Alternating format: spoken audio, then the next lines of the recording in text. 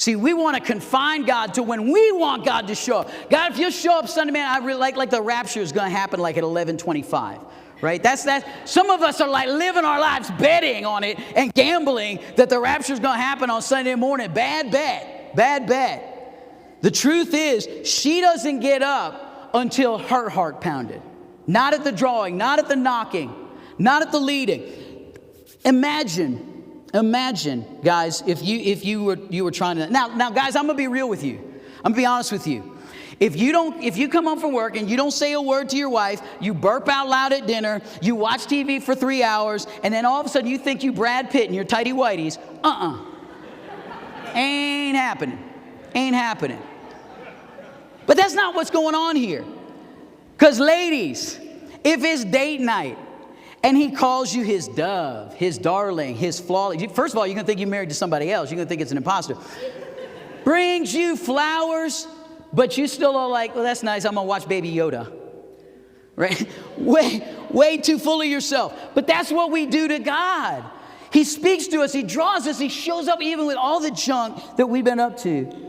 But until we get the goosebumps, until we feel that holy inclination, we don't move. And what God is telling us in His Word is we're either going to respond to the revelation of His presence and take hold of His fullness, or we're just going to end up with the residue of it. All she ended up with was an oily hand. The residue of His presence. That's all she had. Look at the second half of verse 5. I arose to open for my lover, but it says, my hands dripped with myrrh, my fingers with flowing myrrh on the handles of the lock. When our response to God is centered around ourselves, our need, our wants, our desires, and not, God, what do you want to do through me?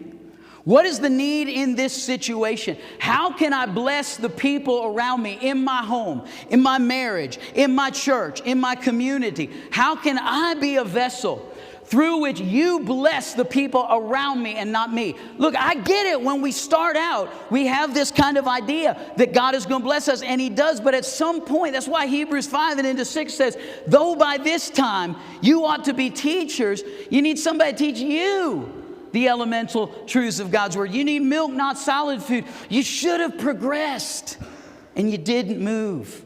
You stayed where you were. When our response to God is self-centered, we end up with just the residue, because her response was a what do I get out of it kind of response. Well, I've taken off my robe, gotten undressed, and took off my makeup. That most of those homes did not have anything but dirt on the floor. If I step out of bed, my feet are going to get dirty.